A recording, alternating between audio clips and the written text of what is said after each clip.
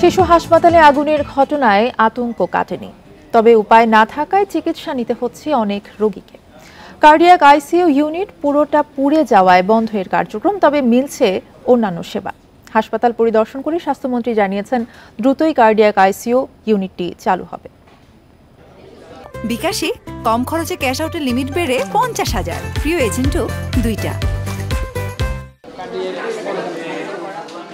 শিশু হাসপাতালের বি ব্লকের পঞ্চম তলায় ছিল কার্ডিয়াক আইসিইউ, পোস্ট ক্যাথ আর এইচডিইউ।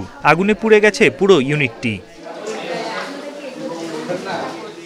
শুক্রবার এসি থেকে আগুন লাগার ঘটনায় আতঙ্ক কাটেনি এখনো, কিন্তু এরপরও চিকিৎসা নিতে হচ্ছে শিশুদের।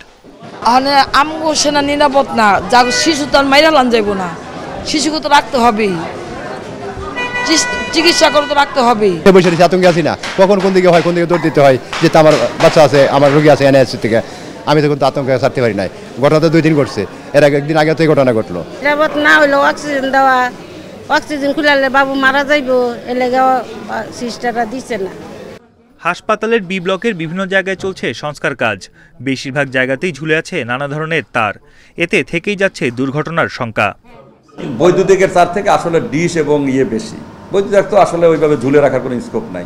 ওগুলো আমরা রিমুভ করার চেষ্টা করতেছি, যে ওগুলো ছাড়া আমরা কীভাবে করতে পারি। যেহেতু আমাদের একটা দুর্ঘটনা ঘটছে, সেই হিসেবে আমরা তো আরও এটার খেয়াল করবো যে আসলে কোথায় কি হচ্ছে, এগুলো আমরা করব। এবং ইভেন আমাদের ডাইরেক্টর স্যার কিন্তু পিডব্লিউটিকে ইনফর্মও করছেন, ওনাদের তার বিশেষজ্ঞ এটা সবাই আসবে, এসে আমাদের ভিজিট করে যেভাবে পরামর্শ দিয়ে সেইভাবে আমরা আগে। শনিবার সকালে শিশু হাসপাতাল পরিদর্শন করেন স্বাস্থ্যমন্ত্রী। ক্ষতিগ্রস্ত ইউনিটটি দ্রুত চালুর কথা জানিয়েছেন তিনি।